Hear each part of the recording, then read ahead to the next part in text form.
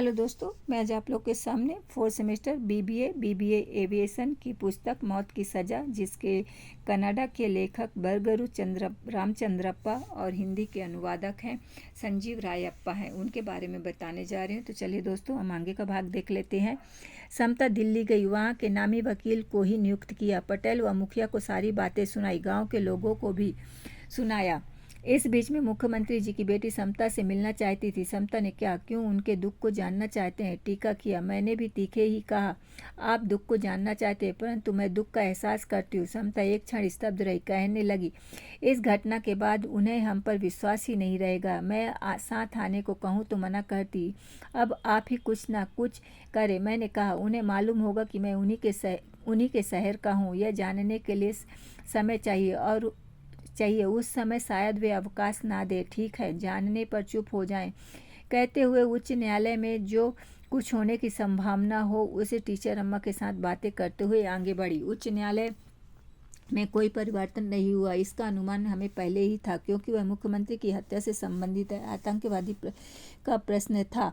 रशीद व हुसैन की आपसी संबंध को उसने स्वयं ही स्वीकार किया था। सभी सबूत उसके विरुद्ध ही थे। इतना काफी था और हुआ भी वही। उच्च न्यायालय ने भी वही सुनवाई दी जो हाई कोर्ट ने सुनाई थी। साथ ही आतंकवादियों के विषय में भी कहीं भी दया नहीं दिखाने का आदेश दिया। शहर कांप उठा, सभी दुख से विभोर हो गए। इतना होने पर भी समता चुप नहीं बैठी। हयात के घर में बैठी सबकी ओर देख रही थी। अब एक ही रास्ता बचा था, दीवार पर टंगी फोटो पर गई जो हुसैन ने राष्ट्रपति के साथ खिंचवाई। सभी को एक आस लगी। हयात ने दुखित होकर कहा, कौन सा मार्ग, क्या मृत्युदंड? तब टीचर अम्मा ने कहा, ऐसा ना कहें। पटेल ने कहा, क्या कहिए समतम्मा? समता ने क्षमा याचना की बात की। सुनवाई के 1 सप्ताह तक समय रहता है, उस समय क्षमा याचना पत्र दर्ज कर सकते हैं। इस बात के अधिकारीगण मृत्युदंड के भागी को भी बताते हैं। यह हमारी आखिरी कोशिश होगी। पटेल तुरंत बोले, यह काम भी कर डालो। राष्ट्रपति के साथ हुसैन का जो फोटो खिंचवाया है उसे दिखाना पड़ेगा। कहा, उससे बताने के लिए दिल्ली जाना पड़ेगा और अपना एक दल उनके साथ जाकर प्रार्थना करने को भी सोचा है। कहा, तभी पटेल ने कहा, पैसे की चिंता मत करना, हम हैं। साहस बंधाया। हयात साहब आकाश की ओर देखते हुए चिंतित थे और फातिमा की दशा सोचनी थी। अगले दिन समता व टीचर अम्मा दोनों हुसैन से मिलने गए तो मैंने भी चलने को कहा तो शर्त रख दी, वहाँ कुछ नहीं बोलना है। तो मैंने उनकी बात को स्वीकारा। मैं कुछ केवल सबूत के रूप में रहूँगा और यह भी कहा कि सबूत की तरह नहीं, मैं सबूत ही बनूंगा। कहते हुए चले। जेल के पास आते ही एक बड़ी भीड़ जय जयकार का नारा लगा रही थी। उत्सुकता से पास जाकर देखा तो एक व्यक्ति हाथ उठाते हुए बाहर आया। बलवंतैया की जय हो, क्षमादान किए राष्ट्रपति की जय हो का नारा गूंज रहा था। समता वहीं कुछ दूर पर खड़ी हुई। उन सबको चले जाने दो, कहा। भीड़ समाप्त होने के बाद समता ने बहुत ही दुखित स्वर में कहा, मैंने इनके विरुद्ध प्रतिशोध किया था, परंतु इन्हें क्षमादान, यह कैसा क्षमादान है? अत्याचारी को क्षमादान? मुझे उस समय कुछ सूझा। एक बात कहूँ? पूछा। हाँ, कहा, अगर इन्हें क्षमादान मिला तो अवश्य ही हमारे हुसैन को भी क्षमादान देना चाहिए। मैंने तार्किक रूप से कहा। टीचर अम्मा को भी यह बात उचित ही लगी। समता को भी यही उचित लगा। अगर ऐसा हुआ तो हमसे बढ़कर खुश होने वाला कौन हो सकता है? कहते हुए चला। पहले ही अनुमति लिए रहने के बिना किसी रुकावट के अंदर पहुंचे। अफसर से भेंट कर हुसैन से मिलने सेल पहुंचे। हुसैन प्रार्थना कर रहा था। हम कुछ देर चुप थे, फिर वही पास आया। समता ने क्षमादान के विषय में प्रस्तावित किया। हुसैन का चेहरा मुरझाया उठा। टीचर अम्मा ने कहा, राष्ट्रपति को क्षमादान देने का पूरा हक है।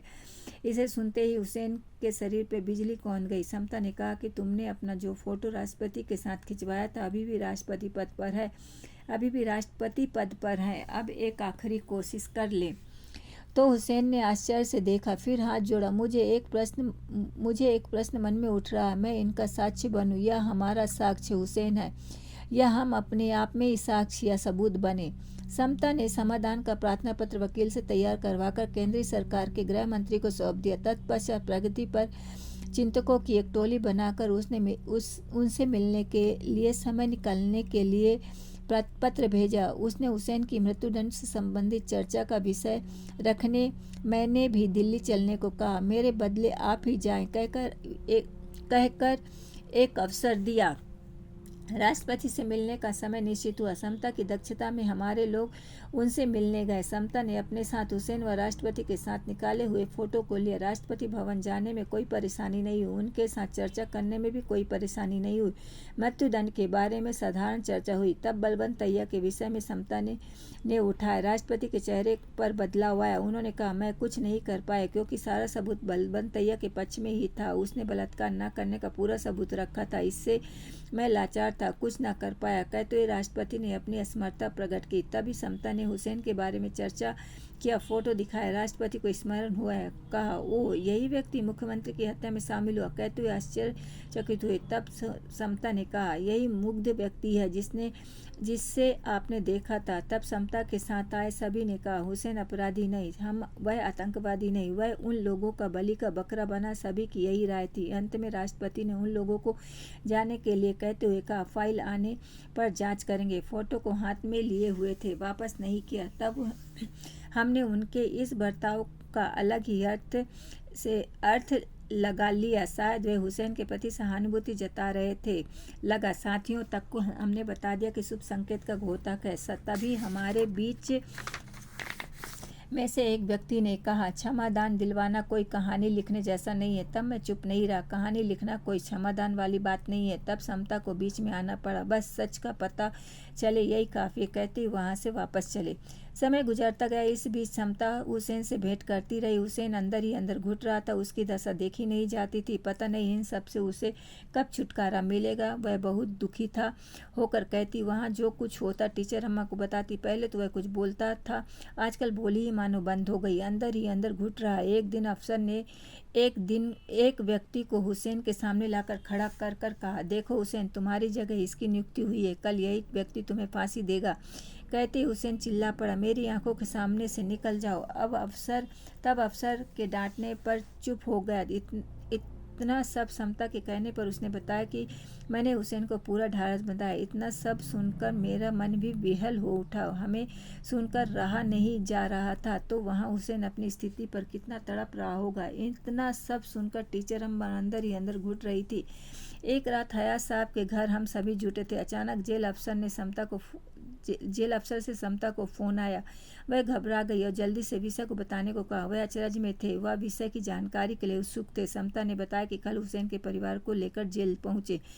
उसके दुख का अंत कल होगा और कुछ नहीं कहा। रिहाई पटेल व मुखिया ने खुशी से कहा कि आप लोग कल सुबह चले, हम लोग यहाँ शहर में उसके स्वागत के लिए पूरी तैयारी करेंगे। मैं खुश होकर भी अंदर से उसकी रिहाई की दुआ मांग रहे थे।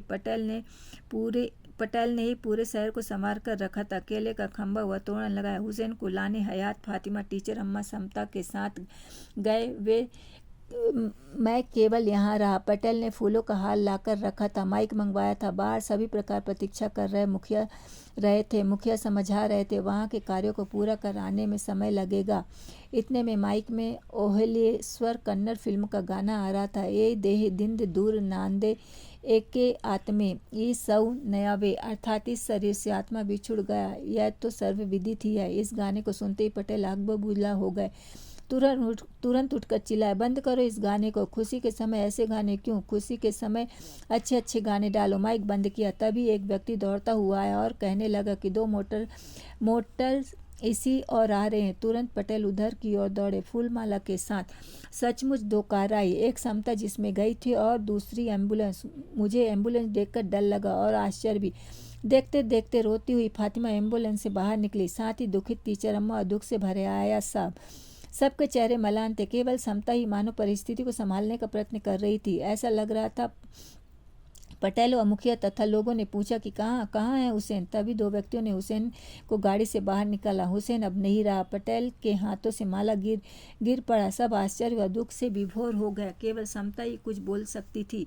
हुसैन को क्षमादान नहीं मिला था। तुरंत ही मृत्युदंड देने का आदेश था। हर दिन की पीड़ा से मुक्त वाक्य का मैंने अलग अर्थ लगाया था। यह हमें जेल जाने पर ही पता चला कि वहाँ हुसैन की लाश देने के लिए ही इन लोगों की प्रतीक्षा कर रहे थे। मैंने देखा हुसैन की लाश आतंकवादियों का शिकार हुआ। वर्तमान व्यवस्था का घोतक था। व्यवस्था के पक्ष में असहाय स्थिति। राष्ट्रपति की असहाय स्थिति से किए हस्ताक्षर पत्र को लाश पर देखकर मुझे वह केवल हस्ताक्षर नहीं लगा, मेरे मन में क्रोध की ज्वाला भड़क उठी।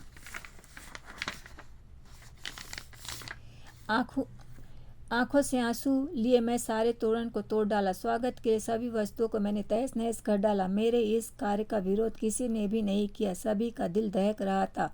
अगले दिन समाचार पत्रों में छपे समाचार को सुनकर दिल थम गया। राष्ट्रपति द्वारा पद त्याग।